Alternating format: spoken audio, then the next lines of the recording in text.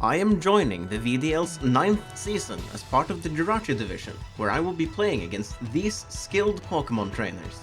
I have been part of the VDL since Season 4, but during that time I only participated in the Showdown divisions, while the Jirachi Division plays in-game in Pokemon Scarlet and Violet and is home to some of the most skilled players in the league.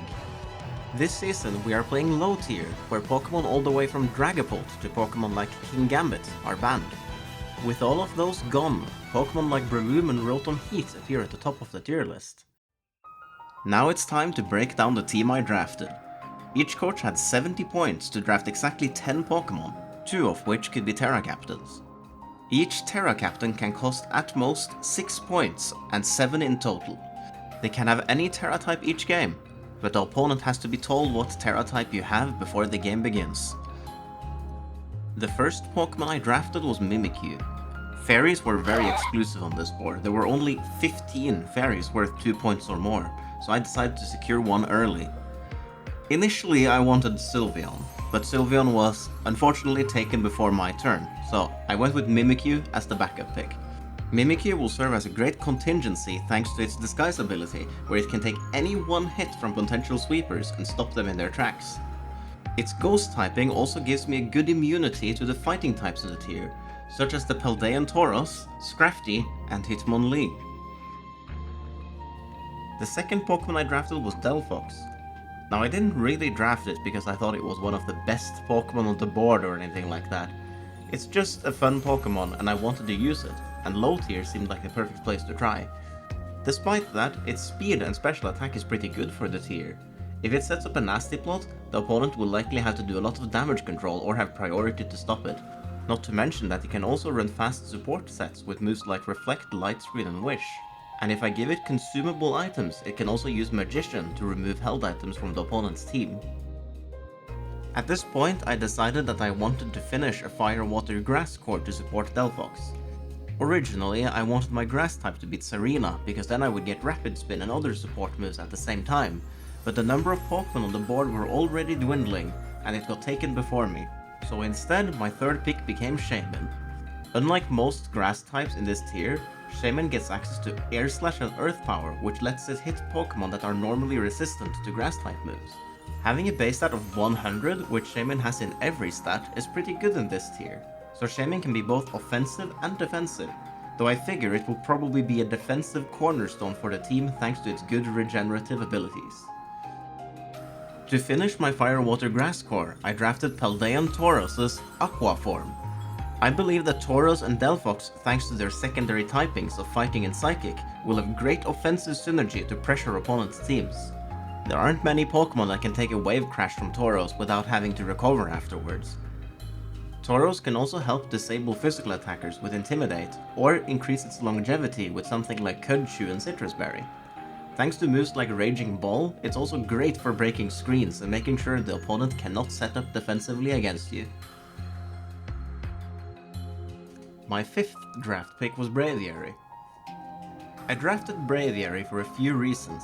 It gives me Defog so I can finally remove hazards, it gives me a fairly slow U-turn to go into my attackers, and it gives me a normal type, which gives me a ghost immunity for Delphox. Roost also helps its longevity, so it can hopefully pivot a lot in a single match. Otherwise, Sheer Force, Body Slam and a high attack stat makes it fairly threatening itself. It also has Defiant to disincentivize Intimidate, and Hina, but we don't talk about that one. Starting the second half of the draft is Glaceon. Glaceon has always had the stats to be a good bulky attacker, but sadly the Ice type has kind of hurt it defensively, so it hasn't succeeded in this role. However, Glaceon is the first of my 2 Terra Captains, which means I can change its type. For example, if Glaceon terrestrializes into an electric type, not only does it get a great defensive typing, but it also gets access to Electric Terra Blast. Ice and Electric is a tried and true offensive combo that can hit almost any Pokemon in the game for neutral or super effective damage, especially when Glaceon has access to Freeze Dry.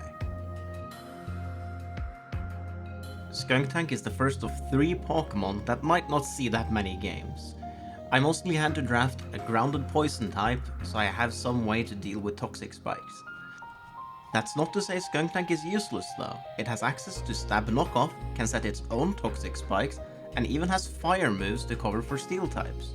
It's also good to have the option to bring Skunktank against strong psychic types, which may otherwise use Future Sight to pressure my team.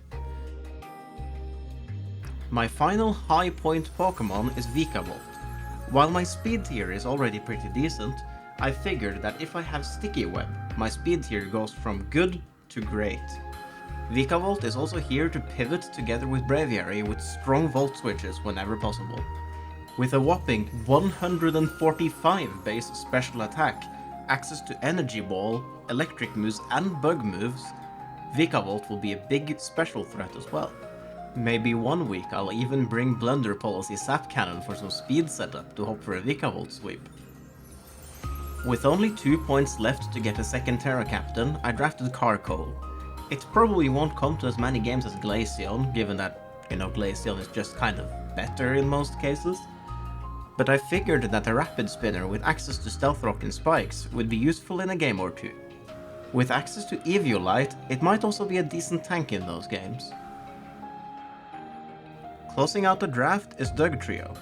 There were very few good ground types on the board. Dugtrio is not one of them, but it's the one I ended up with. Having a fast offensive ground type could be very useful in some matchups. Having a good defensive ground type could be good in other matchups, but Dugtrio is unfortunately made of paper. It's worth noting that Arena Trap is banned, so it cannot be trapping opponents, it's only here to be a fast attacker. With that, we have the full team for VDL Season 9 for my team, the Zealous Shellos. Despite some weaknesses here and there, I'm fairly happy with how the team turned out. I feel like the team is great at pressuring opponents if I can keep up the offensive momentum. For that, it would be nice if I had a few more good pivot options other than Braviary and Vikavolt, but I think I can make do. Right, I guess this guy wants an introduction as well. The name of this Shellos is Chuchu, and he's my assistant. While he might not be joining the battle this time around, he will be there to give comments during the battles in case there is something I missed. I hope you'll look out for him. My team isn't the only one, of course. There are also 15 other players, and over the course of 8 weeks, I will be playing against 8 of them. The 8 players with the best record at the end of the 8 weeks go to playoffs, which is a single elimination bracket. There were a lot of great teams drafted this season, so I'm sure there will be a lot of exciting matches. My first opponent is StandardVR. The video of that match will release on Sunday the 1st of February, and then there will be one match every Sunday starting then. I hope you'll give it a watch, and thank you for watching my team breakdown.